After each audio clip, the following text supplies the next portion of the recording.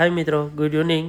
તો હર હર મહાદેવ. મિત્રો આપણી દફતર પાર્ટી થઈ ગયું છે પેક. હવે આપણે જવાનું છે અહીંથી બહાર ઇવેન્ટમાં. મિત્રો તો આપણે દફતર પાર્ટી પેક કરીને પછી ઘરથી તો નીકળી જાય ને પહોંચી જશે સીધા બસ સ્ટેન્ડે. મિત્રો બસ સ્ટેન્ડે થોડીક વાર ઉભી રહી તો આપણને મળી જશે એક પિકઅપ ગાડી. મિત્રો હવે આપણે જવાનું છે અહીંથી સીધું ધંધુકા. મિત્રો તો હવે હું ઉતરી ગયો છું ધંધુકા 4 રસ્તે અને આપણે મળી જવાની છે અહીંથી સીધી બસ. પછી હું આવી ગયો રામદેવ રેસ્ટોરન્ટની સામે અને બસો આવવાનું થઈ ગયું. તો ચાલો, ખબર નહીં કે આપણી બસ ક્યારે પહોંચશે અહીંયા. મિત્રો મારી બસ હવે આવી ગઈ હતી ને આપણે જવાનું છે આ રહી બસમાં. મિત્રો બસે તો ઘણું બધું મોડું કરી જ વાળ્યું છે, પણ હવે જોઈએ કે સવારે અહીંયા કેટલા વાગે પહોંચાડે છે. તો મિત્રો હવે બસ તો ધંધુકાથી નીકળી જશે અને જો કોઈને ખબર હોય કે આ બ્રિજ ક્યાં આવેલો છે તો કોમેન્ટમાં જણાવી દઈશ. મિત્રો એક વાત તો તમને જણાવવાની જ રહી કે મારે જવાનું છે અહીંથી સીધું રવિભાઈ જોડે. મિત્રો પછી લક્ઝરી તો ચલાવવા માંડી 120 ની સ્પીડે. મિત્રો બારીમાંથી પછી મસ્ત મજાનો પવન આવી રહ્યો હતો અને મસ્ત મજાની નીંદર આવી રહી. થોડીક વાર માટે હું ને રવિ બંને સુઈ ગયા. મિત્રો બસ પછી ઉભી રહી હોટલમાં નાસ્તો કરવા માટે અને હું ને રવિ બંને જાગી ગયા. અમે બંને પણ નીચે ઉતરીને પછી અમે પણ નાસ્તો લઈ લીધો.